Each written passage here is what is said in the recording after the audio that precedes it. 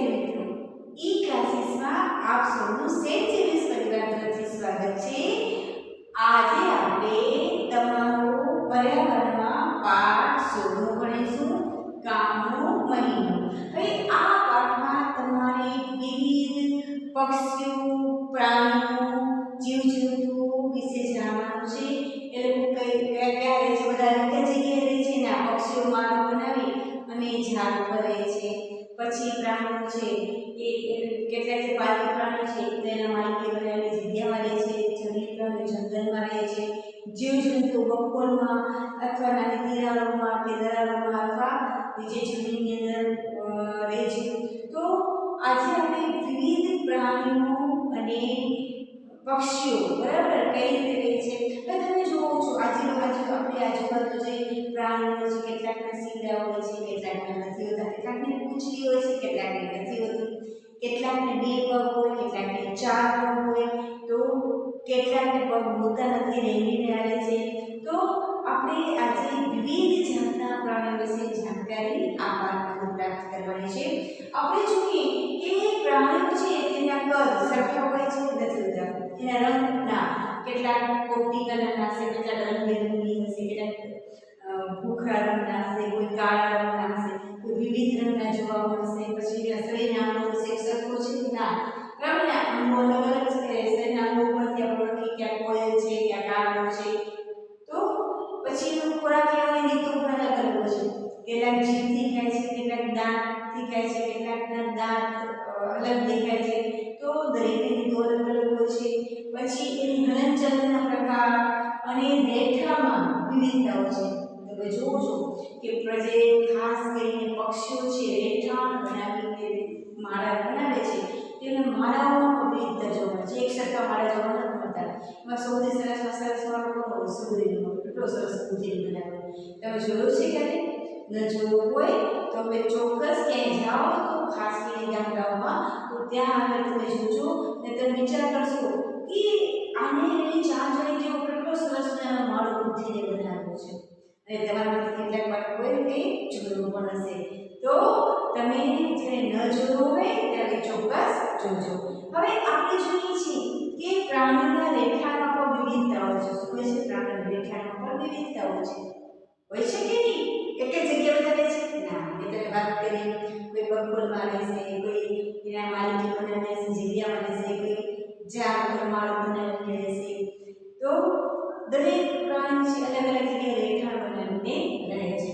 હવે તમારું આજે આ પ્રથમ ભાગમાં આપણે ખાસ કરીને પક્ષીઓના વિવિધ રેખાઓ, વિવિધ માળાઓ કઈ રીતે બનાવે છે, કઈ રીતે તે પોતાના ઈંડાનો ઉછેર કરે છે, કઈ રીતે પક્ષીઓને દાણા લઈ આવે છે, એના વિશે ચર્ચા કરવાની છે। અને આ પાઠની શરૂઆત છે એ ગીજુભાઈ બધેકાના એક પત્ર દ્વારા બરાબર શરૂઆત કરવામાં આવી છે, અને સુંદર રીતે એમાં વિવિધ પક્ષીઓ વિશેની સમજ આપી છે, કેવા રેખાણોમાં રહે છે, કઈ રીતે પોતાના બચ્ચાઓનો ઉછેર કરે છે, કયા પ્રાણીઓ ઝઘડા હોય છે કે કોઈના ઈંડાઓ બગાડી દે અને નુકસાન પહોંચાડે એના વિશે જાણકારી પ્રાપ્ત કરે છે। ગીજુભાઈ બધેકાએ તમારા જેવા બાળકો માટે ઘણી બધી બાળવાર્તાઓ લખી છે અને કાવ્યો પણ લખ્યા છે।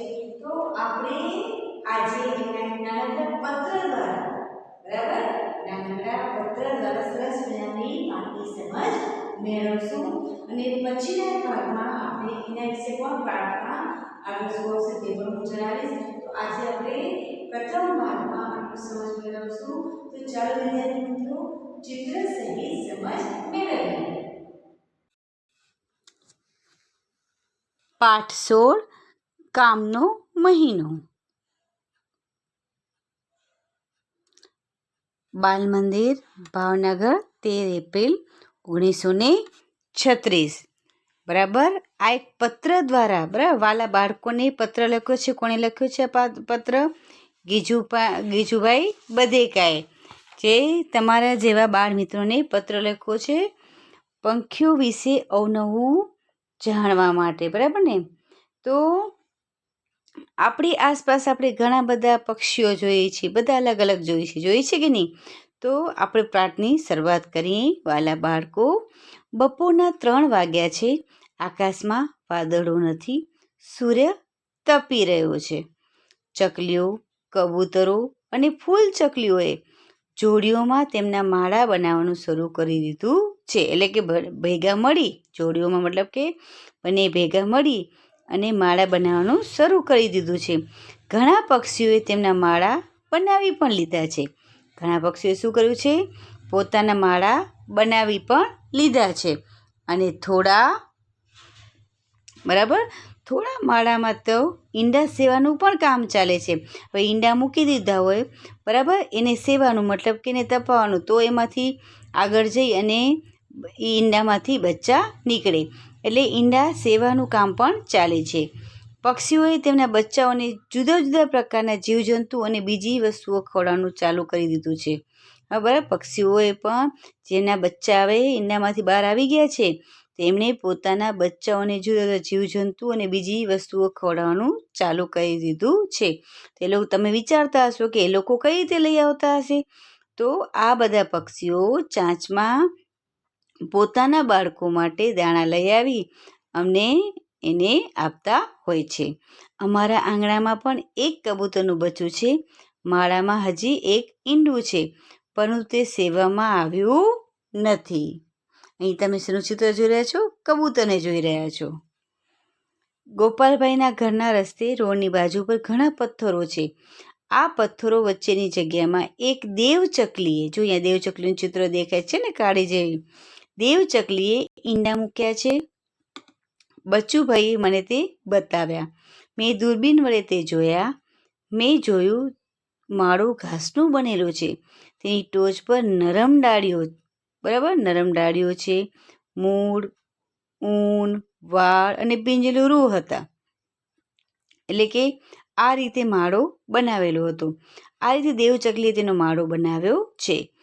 તેના બચ્ચાઓ માટે કેવું નરમ અને હૂંફાળું ઘર એણે બનાવ્યું છે. દેવચકલી કાગડા જેવી નથી. કાગડાનો માળો બધા પ્રકારની વસ્તુઓથી બનેલો હોય છે. કાગડાનો માળો કેવો હોય? બધી વસ્તુઓથી. બહુ વ્યવસ્થિત માળો ન હોય કાગડાનો. તાર, લાકડાનો અને બધા પ્રકારની વસ્તુથી બનેલો હોય છે. બરાબર, તાર, લાકડાનો પણ. મેં દેવચકલીના માળામાં બચ્ચું પણ જોયું. તે તેની ચાંચ પહોળી રાખીને બેઠું હતું. તેનું મોં અંદરથી લાલ હતું. એટલી વારમાં દેવચકલી ઉડતી ઉડતી માળામાં આવી ને બચ્ચાની ખુલ્લી ચાંચમાં કંઈક મૂક્યું. જો કઈ રીતે એ લોકો મૂક્યું તે પણ આપણને કહે છે. કદાચ થોડા નાના જીવજંતુ હશે. ત્યાં સુધીમાં સાંજ પડવા આવી હતી. દેવચકલી તેના બચ્ચાઓ સાથે ગોઠવાઈ ગઈ હતી. બરાબર, દેવચકલીએ સાંજ પડવા આવી. તમે જોજો, પંખીઓ છે સવારના ઉડીને જતા હોય અને સાંજે કિલોલ કરતાં વળી પાછા પોતાના ઘરે માળામાં પાછા આવી જાય છે ઝાડ ઉપર. તો દેવચકલી પણ તેના બચ્ચા સાથે હવે ગોઠવાઈ ગઈ હતી. તમે જાણો છો કે કોયલ ખૂબ જ મધુર ગાય છે. અને તમે જાણો છો કે કોયલ પોતાનો માળો બનાવતી નથી. જો કોયલ કોઈ દી પોતાનો માળો ન બનાવે. કોયલ શું કરે? પોતાના ઈંડા છે ને, જે કાગડો હોય ને એના માળામાં રાખી દે. હવે બિચારા કાગડાને તો, કાગડીને તો કાંઈ ખબર પડે નહીં કે આ કાંઈક બંનેના ઈંડા કાળા જેવા હોય. એટલે એને એમ કે મારા જ બચ્ચા છે. પછી જ્યારે બહાર નીકળે અને પછી જ્યારે બોલવા માંડે ત્યારે ખબર પડે આ તો કોયલના બચ્ચા છે. તો કોયલ પોતાનો માળો બનાવતી નથી. તે તેના ઈંડા કાગડાના માળામાં મૂકે છે. કાગડા પોતાના ઈંડા સાથે તેના ઈંડાને પણ સેવે છે. અહીં તમે કોનું ચિત્ર બાજુમાં જોઈ રહ્યા છો? કોયલનું ચિત્ર જોઈ રહ્યા છો. તો આ જાણકારી પ્રાપ્ત થઈ ગઈ ને કે કોયલ કોઈ દી માળો ન બનાવે, પોતાના ઈંડા ક્યાં મૂકે? કાગડાના માળામાં. હવે અહીંયા કંસારો એટલે કે બારબેટ. નજીકમાં એક નાનો વૃક્ષ છે. તેની ડાળી પર માળો લટકે છે. પક્ષીઓ અદ્ભુત રીતે જુદા હોય છે. કાગડો એનો માળો વૃક્ષ પર ઊંચે બનાવે છે. કબૂતર તેનો માળો થોરના કાંટાઓમાં અથવા મહેંદીની વાળમાં બનાવે છે. ઘણીવાર કૂવાઓની બખોલમાં પણ કબૂતર પોતાનો માળો બનાવે છે. કબૂતર તેનો માળો થોરના કાંટાઓમાં અથવા મહેંદીની વાળમાં બનાવે છે. ચકલીઓ આજુબાજુ બધે આપણા ઘરમાં અને બહાર પણ જોવા મળે છે. તે તેનો માળો ગમે ત્યાં બનાવી દે છે. ગમે ત્યાં, બરાબર ને? નાનકડું ક્યાંક જગ્યા એવી જોવે ત્યાં પણ એ પોતાનો માળો બનાવી દે છે. કબાટની ટોચ પર, અરીસા પાછળ, છાજલી પર, બરાબર, એટલે કે માળિયા જેવું હોય ને ઘરમાં એમાં. કબૂતર પણ આ જ રીતે, બરાબર ને, તેનો માળો આ રીતે બનાવે છે. તેઓ તેમનો માળો ઘણી વખત જૂના અને ઉજ્જળ મકાનોમાં પણ બનાવે છે. ઘણી એકદમ જૂના મકાનો, કોઈ બહુ આવતું જતું ન હોય, ઉજ્જળ જેવી જગ્યાઓ ત્યાં બનાવે છે. પછી અહીંયા જો દરજીડો પક્ષી દેખાય છે કે નહીં? એ બંને પાંદડા સીવી અને પોતાનો માળો બનાવે છે. બે પાંદડા હોય ને એને એવું સરસ રીતે સીવી નાખે, જાણે આપણને એવું લાગે કેવું દોરાથી સીવી નાખ્યો છે, એ રીતેનો માળો બનાવે છે. તો કંસારા પક્ષીનો ટક ટક ટક અવાજ ઉનાળામાં સંભળાય છે. તે તેનો માળો વૃક્ષના થડમાં કાણું કરી બનાવે છે. તો દરજીડો તેની તીક્ષ્ણ ચાંચનો ઉપયોગ કરી બે પાંદડાઓને સીવીને ઝાડીઓમાં માળો બનાવે છે. તે તેણે બનાવેલા પાંદડાની ગળીમાં ઈંડા મૂકે છે. આ તેનો માળો છે. તમે અહીંયા જોઈ શકો છો બાજુમાં દરજીડાનું ચિત્ર, અને એને બે પાંદડા સીવી નાખ્યા છે અને એની અંદર તે પોતાના ઈંડા મૂકે છે. એટલે ભગવાને પણ જુઓ કેવી કુદરતી કરામત મૂકે છે કે દરેક પક્ષીઓ પોતપોતાની રીતે અલગ અલગ રીતે પોતાના ઘર બનાવે છે. હવે ફૂલ સૂંઘણી, જો અહીંયા દેખાય છે ને ફૂલ સૂંઘણીનું ચિત્ર, તેનો માળો વૃક્ષની નાની ડાળીઓમાં અથવા ઝાડીઓમાં લટકતો બનાવે છે. તે જ સાંજે અમે ફૂલ સૂંઘણીનો માળો જોયો. તેનો માળો શાનો બનેલો છે તમે અનુમાન કરી શકો છો? તેના માળામાં વાડ, ઘાસ, પાતળી સળીઓ, સૂકા પાંદડાઓ, પીંજેલું રૂ, ઝાડની છાલના ટુકડા, કપડાના ચીથરા અને કરોડિયાના ઝાડા પણ હોય છે. બરાબર, આ રીતે ચિત્ર વિચિત્ર રીતે એનો માળો બધી વસ્તુ ભેગી કરી અને બનાવે છે. અહીં તમે ફૂલ સૂંઘણીનું ચિત્ર જોઈ શકો છો. હવે આપણે કોનો માળો જોઈશું? બરાબર ને, સુગરીનો. તો જ્યારે મેં દૂરબીન વડે જોયું કે માળામાં બચ્ચા જોઈ શકતા હતા, તે માળાના નાના મુખ આગળ બેઠા હતા. તે તેની માતા ખાનું લઈ આવે તેની રાહ જોતા બેઠા હતા. તે બીજું શું કરી શકે છે? ફક્ત ખાય છે અને સૂવે છે. શું કરે છે? ખાય છે અને સૂવે છે. હવે શું તમે સુગરી વિશે જાણો છો? નર સુગરી ખૂબ સુંદર માળો વણે છે. માદા સુગરી, બરાબર, જે એમાં સ્ત્રી હોય ને એ સુગરી બધા માળો જુએ છે અને બધાથી સારો માળો પસંદ કરે છે અને તેમાંથી ઈંડા મૂકવાનો નિર્ણય કરે છે. જો કેવો સુગરી કે નર કેવો કે અલગ અલગ જાતના પોતાની પત્ની માટે ઘર બનાવે છે અને એમાંથી જે એને પસંદ આવે એમાં સુગરી પોતાનો ઈંડા અંદર મૂકે છે. એટલે આ રીતે તમે જો દરેક પક્ષીઓની પોતપોતાની ખાસિયત પ્રમાણે, બરાબર ને, પોતપોતાની ખાસિયત પ્રમાણે પોતપોતાની રીતે માળા કઈ રીતે બનાવે છે તે તમે જાણ્યું કે નહીં? કે બધાએ કઈ રીતે અલગ અલગ માળો બનાવે છે. બધા પક્ષીઓ આ દિવસોમાં ખૂબ વ્યસ્ત છે. પહેલું સોપાન માળા બનાવવાનું અને ફક્ત ઈંડા મૂકવાનું છે. બરાબર, આ જે કામનો મહિનો કે તેના પર સમજાઈ ગયું ને કે એ સમયે બધા મોટાભાગના પંખીઓ માળા બનાવવાના કામમાં વ્યસ્ત હતા. પહેલું સોપાન માળા બનાવવાનું અને ફક્ત ઈંડા મૂકવાનું છે. આટલા બધા પ્રયત્નોથી બનાવેલા માળામાં બચ્ચાઓને ઉછેરવા એ ખૂબ જ મુશ્કેલ કામ છે. શું કામ છે? કારણ કે ઘણીવાર આમાંથી કેટલાકના ઈંડા નીચે કોઈ ફગાડી દે, ફૂટી જાય તો પણ બિચારાના બચ્ચા મરી જાય. પછી કોઈ બચ્ચાને આવીને ખાઈ પણ શકે છે. પક્ષીઓ માટે કેટલાક માણસો તો બીજા પ્રાણીઓ દુશ્મન જેવા પણ હોય છે. કાગડાઓ અને ખિસકોલીઓ, બિલાડીઓ અને ઉંદરો આ બધા ઈંડા ચોરી કરવાની તકો શોધતા હોય છે. ઘણીવાર તો તે માળા તોડી પણ નાખે છે. બોલો, આ લોકો બધા ભેગા મળી, બરાબર, આ લોકો માણસ છે અથવા કાગડાઓ, ખિસકોલી, બિલાડી, ઉંદરો તેમના માળાઓ ઈંડા પણ ચોરી જાય છે અને ઘણીવાર તેમના માળા પણ તોડી નાખે છે. પોતાની જાતને મુશ્કેલીથી બચાવવા, ખાવાની શોધમાં, માળો બનાવવામાં અને ઈંડાઓ સેવવા અને બચ્ચાઓને સાવચેતી ઉછેરવા વગેરે દરેક પક્ષી માટે કસોટી જેવું છે. બરાબર, જો બીજાથી પોતાના બચ્ચાઓને બચાવવા, પોતાની જાતને બચાવી, પછી ખાવાનું શોધવું, માળો બનાવવું, ઈંડાઓ સેવવા અને બચ્ચાઓને સાવચેતીથી ઉછેરવા દરેક પક્ષીઓ માટે કસોટી જેવી પરીક્ષા જેવું છે. એટલે આપણે એમ લાગે કે પક્ષીઓ અને પ્રાણીઓ કેવા મસ્ત આનંદી હોય છે, પણ હકીકતમાં એ લોકોની લાઈફમાં પણ મુશ્કેલીઓ આવે છે. એટલે એ લોકો પણ એ મુશ્કેલીઓમાંથી પસાર થઈ અને આગળ વધે છે. છતાંય પક્ષીઓ કેવા આનંદ સાથે ગાય છે અને તેની પાંખો ફેલાવીને ઉડે છે. આ બધા માટે સલામ. તમારા ગીજુભાઈના આશીર્વાદ. બરાબર, તમારા બાળકો માટે ગીજુભાઈએ સરસ મજાનો પત્ર લખ્યો હતો. કઈ સાલમાં? 1936ની સાલમાં લખ્યો હતો ને? બરાબર ને? કઈ સાલમાં આપણને પત્ર લખ્યો હતો ગીજુભાઈએ? 1936માં. ગીજુભાઈએ પત્ર કેટલા વર્ષ પહેલા લખ્યો હતો? તો ગીજુભાઈએ આ પત્ર, અત્યારે તમે 36ની સાલ છે, બરાબર, તો એમાંથી આજથી લગભગ 84 વર્ષ, 2020ની સાલ ચાલે છે ને, એટલે આજથી આશરે 84 વર્ષ પહેલા પત્ર એમણે લખ્યો હતો. હવે અહીં ઘણા પક્ષીઓની વાત આવે છે. તમે તેમાંથી કયા પક્ષીઓ જોયા છે તેના તમારે નામ લખવાના છે.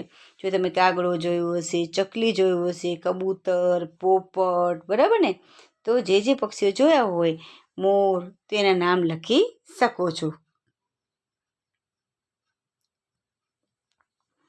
બીજા કેટલા પક્ષીઓ તમે જોયા છે? જો પહેલાના પ્રશ્નમાં શું હતું કે ઉપર જેટલા નામ આપ્યા તેમાંથી કયા જોયા છે એ લખવાનું હતું. હવે એના સિવાય અહીંયા જે તમને અહીંયા ન આપેલા હોય, કારણ કે તમે પોપટ જોયા હશે, મોર જોયા હશે, બરાબર ને, બગલો જોયા હશે, બતક જોયા હશે, ગીધ જોયા હશે, પછી હોલો જોયો હશે, તો આ પક્ષીઓના નામ અહીંયા લખવાના છે. તમે પક્ષીનો માળો જોયો છો તો તમે ક્યાં જોયો છે તે અંગે તમે લખી શકો છો. હવે તમારું મનપસંદ પક્ષી કયું છે? તમે વર્ગમાં તમારા મિત્રોને કહી શકો છો કેવી રીતે ઉડે છે અને એનો કેવો અવાજ પણ કરે છે. હવે આ પક્ષી કયું છે? માથે મુગટ અને પૂંછડીમાં સિક્કાઓ, ટોચથી પૂંછડી સુધી ખૂબ જ ભૂરા પટ્ટાઓ, ચાવી. તે આપણું રાષ્ટ્રીય પક્ષી છે. આપણું રાષ્ટ્રીય પક્ષી કયું છે? તો મોર. બરાબર ને? તો મોર આપણું રાષ્ટ્રીય પક્ષી છે. હવે તમારા ઘરની આજુબાજુ અથવા ઘરનો કોઈ માળો હોય તો તેને તમારે ધ્યાનપૂર્વક જોવાનું છે અને પછી નીચે આપેલા કેટલાક પ્રશ્નો જવાબ તમારે એ લખવાના છે. થોડા દિવસ સુધી માળાનું અવલોકન કરો, નીચેની વસ્તુઓ નોંધો. માળો ક્યાં બનાવ્યો છે? તો કંઈક બખોલમાં બનાવ્યો હશે, કોઈ ઝાડ ઉપર બનાવ્યો હશે, તો તમે લખી શકો છો. પછી માળો શાનો બનેલો છે? તો ઠીકડાનો બનેલો છે. શેનો બનેલો છે? એનો ઉપયોગ કર્યો છે જે પક્ષીએ, એ તમારે લખવાનું છે. માળો તૈયાર છે કે હજુ પક્ષી તેને બનાવી રહ્યું છે, તો તે પણ તમે લખી શકો. જો માળો બનેલો હોય તો તમારે લખવાનું કે માળો તૈયાર છે. શું તમે ઓળખી શકો કે માળો કયા પક્ષીએ બનાવ્યો છે? બરાબર, તો તમે જોજો, જે પક્ષી વારંવાર માળા પાસે આવતું હશે તો એ પક્ષીએ તે માળો બનાવ્યો હશે. પક્ષી માળામાં કઈ વસ્તુઓ લાવે છે? તો દાણા લઈ આવતું હશે, પછી નાના જીવડા કંઈક લઈ આવતું હશે, ખાસ કરીને દાણા લઈ આવતું હશે પોતાના બચ્ચાઓને દેવા માટે. માળામાં કોઈ પક્ષી બેઠેલું છે તો તે પણ લખી શકો છો. શું તમે વિચારો છો કે માળામાં કોઈ ઈંડા છે? તો એ તો તમે ઉપર ચડીને જુઓ તો ખબર પડે ને કે આમાં ઈંડા છે કે નહીં. તમે માળામાંથી ચીચી જેવો અવાજ સાંભળી શકો છો, બરાબર, પંખીઓનો કિલકારી આવતી હોય, બરાબર ને, તો તમે લખી શકો કે હા, જો માળામાં બચ્ચાઓ છે તો બચ્ચાના મા બાપ તેમને ખાવા માટે શું લઈ આવે છે? તો ખાસ કરીને એ લોકો અનાજના દાણા લઈ આવતા હશે, કે કોઈ જગ્યાએથી રોટલીના કે ટુકડા લઈ આવતા હશે, નાના જીવજંતુઓ લઈ આવતા હશે. પછી 1 કલાકમાં આ પક્ષીઓ માળામાં કેટલી વાર આવે છે તે પણ તમે નોંધ કરી શકો છો. હવે કેટલા દિવસ પછી બચ્ચા માળો છોડી દે છે? તો લગભગ 1 મહિના પછી માળા છે, બચ્ચાઓ આ માળો છોડી દઈને એ લોકો ઉડતા શીખી જાય એટલે એ લોકો માળો મૂકી દે છે. હવે તમારે માળાનું ચિત્ર બરાબર તમારી નોટબુકમાં જે તમને માળો સરસ લાગ્યો હોય તો એનું સરસ રીતે દોરવાનું છે. તો આપણે તમે જોયું કે પક્ષીઓ કેવી જુદી જુદી વસ્તુઓથી પોતાનો માળો બનાવે છે. તેમાંની થોડી વસ્તુ ઉપયોગ કરી માળો બનાવો ને કાગળનું નાનું પક્ષી પણ બનાવી માળામાં મૂકી દો. તમે પણ આવી કારીગીરી કરી શકો છો. તો વિદ્યાર્થી મિત્રો, આપણે અત્યારે આ પાઠ છે અહીં જ પૂર્ણ કરશું અને બાકીના પાઠની આપણે બીજા ભાગમાં ચર્ચા કરીશું. તો તમને અહીં સરસ રીતે આ પાઠ સમજાઈ ગયો હશે અને યાદ પણ રહી ગયો હશે. તો નમસ્તે વિદ્યાર્થી મિત્રો.